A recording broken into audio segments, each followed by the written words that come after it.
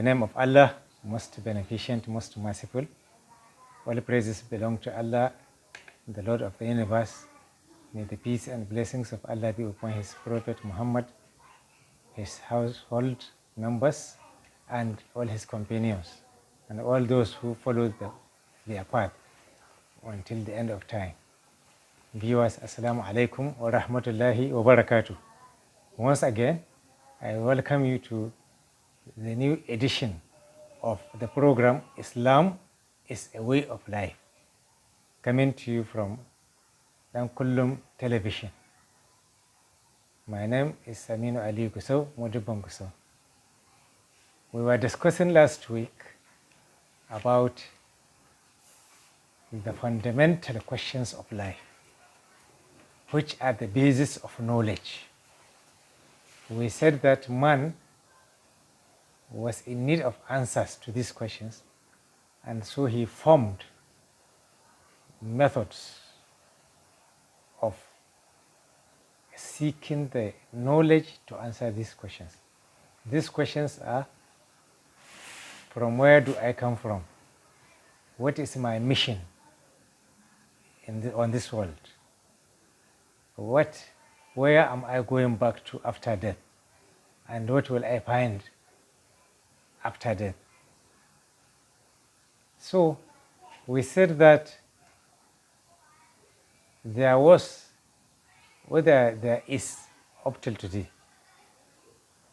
a section of people who believe that these questions can be answered through, they believe that there are some powerful spirits that control the world, and that everybody does their wishes. According to them, these spirits are multiple, that is, they are pluralistic. So they ascribe the name of God to all these invisible powers. And so they create a religion which is called polytheism. That is, belief in the multiplicity of deities. We also discuss about the method of the philosophers. The philosophers believe that all the answers of life, that is, all the answers to the questions of life, can be obtained through rational thinking. By that, they rejected religion. Subscribe to my channel and also press brought this about bell icon. A school of thought which is called atheism. That is, the belief that there is no supernatural power, there is no God, and that everything came about by itself, out of a vacuum and through luck. So everything came to be, and therefore man is in control of his life. You set a goal for yourself and you go about to achieve it. If you are wealthy, it is because you have done you have done a good job. That is, you have worked hard, so you become wealthy. If you are poor, it is because you have not worked properly to become wealthy. So whatever happens to you is of your undoing, because there is nothing controlling your life but yourself. Also, they say there is no life after death. Death is the final abode of everybody. It's the final stopping point. When a person dies, it is the end. So, you as a human being, you shape the goals and objectives of your life for yourself. Whether you want to enjoy life, and that is what is called the philosophy of pleasure seeking, or you want to satisfy, you have certain things which you want to do and get satisfaction, so it is so you are after satisfaction, or you want to be wealthy, or you want to be a leader, whatever you want to be, you set a goal for yourself you work towards it and you achieve it. There is nothing to stop you, and there is nothing controlling you. There is no destiny. And these are the schools of philosophy that came into existence to answer the fundamental questions of life. They say they say existence comes from nothing, and there is nothing after death. People live on this world. The world itself has no goal or purpose or mission, but it is you as a human being who create a goal or a mission for yourself. Now, following suit after the school of philosophy is the school of science, which we explained that science also believes in atheism, just like philosophy. That is to say, scientists also reject the existence of a creator. They say everything came naturally. They went a step forward to say that the origin of life is through evolution, but that everything came from nowhere, out of a vacuum. And the late creators originated from the early creators. That is to say, they evolved. Now, after evolution, they said also there was and still is continuous mutation, which makes some creatures change over time, over a very long period of time. They change from their original shape and become something else. So they say evolution and mutation are continuous processes through which new beings come into life from old beings. In short, they are saying that religion is not important in the life of people. So today, we will discuss about the viewpoint of Islam. Islam is a religion, but unlike the earlier religions that we discussed, Islam teaches what is called monotheism. That is the unity of the Creator. That is to say, Islam teaches that there is a Creator for the universe. That the universe doesn't come by itself, and the universe doesn't come out of a vacuum. And whether there was evolution or mutation, the fact remains that everything, first and foremost, was created. And if there was evolution of one thing from another, then that evolution was controlled by the Creator. And if there was any mutation at all, then that mutation was also controlled by the Creator, and that the Creator has the power to create new beings independently without having recourse to evolution or mutation.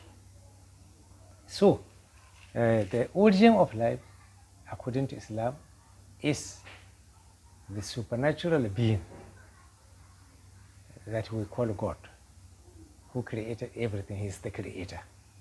So everything comes out of, that is, it is that Creator that brings about everything that we see in the universe, whether living or non-living. That is one. And that Creator is one. He is not two or three or four. So Islam doesn't believe in pluralism of deities. It doesn't believe in polytheism. It believes in monotheism. So Islam rejects this stance of the polytheists, that there are several natural powers. Hey there. Or supernatural Subscribe powers. to my It channel. also rejects And the also position press this of the bell icon. scientists and the philosophers that there is no creator. Islam doesn't believe in atheism or in polytheism. It teaches monotheism.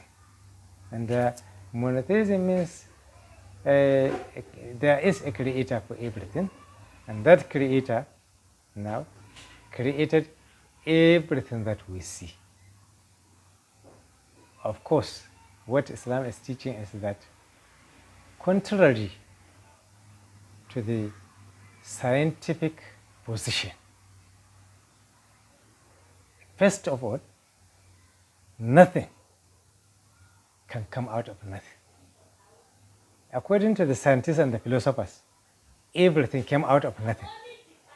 So Islam is saying it is not possible for anything to come out of nothing. It is only possible for something to come out of something. So the mere existence of the universe and all its ramifications point to the fact that there was, first and foremost, there was something. There was something. That is, there was somebody from whom everything came.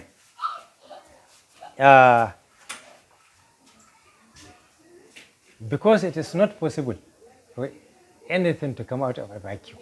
It's not possible. The scientists themselves, not to talk of the philosophers, could not prove the fact that everything came out of nothing. They could not even prove the fact that they could not prove the fact that something came out of nothing, or that anything at all can come out of nothing. The experiment of Dr. Louis Pasteur was sufficient proof to that effect. Louis Pasteur stored food in 2 bottles. He left the first bottle open and the second bottle tightly closed. So after some days, in the first bottle that was open, there were plenty of worms inside the food. But in the second bottle that was tightly closed, the food was, there was not a single worm in the food. By that he proved that worms that we see in a food that has become bad do not come out of that food. By that it was some insects or some other beings like flies and so on, who lay their eggs inside that rotting food, and then it becomes the larva. When it hatches into larva, which we see as worms. But when these objects, that is, these insects, cannot enter into any food or anything, then that food will remain as it is without anything entering it. And it is from the experiment of Louis Pasteur that today we are able to store milk and fresh food in tins, so that they can take even a year without spoiling. Why? Because the food was stored before anything could enter into it. So it can remain for up to a year or more than a year without spoiling and without any worms becoming alive inside the food. That simple experiment shows that nothing can come out of nothing, and that no life can come out of a non-living thing, because the food is not alive, it's not a living thing, and the worms are living objects. So worms, that is, a non-living thing like food cannot produce live worms, and food cannot produce worms without the intervention of flies or other insects. So if anything at all, scientific experiments have proved that nothing can come out of nothing, and no living thing can come out of a non-living thing. So That is why Islam teaches that what is the foundation of life must be a living thing, something that is a living thing. That is, everything must come out of a living thing. And that is why Islam teaches us that there is God. A God is there. He is a living God and not a non-living God. And he is able to create both living and non-living creatures to form the universe. And that God is one and only one. There are no multiple gods. That is to say, this is monotheism, which Islam teaches. So inshallah, we'll continue with this topic next week. Assalamu alaikum wa rahmatullahi wa barakatuh.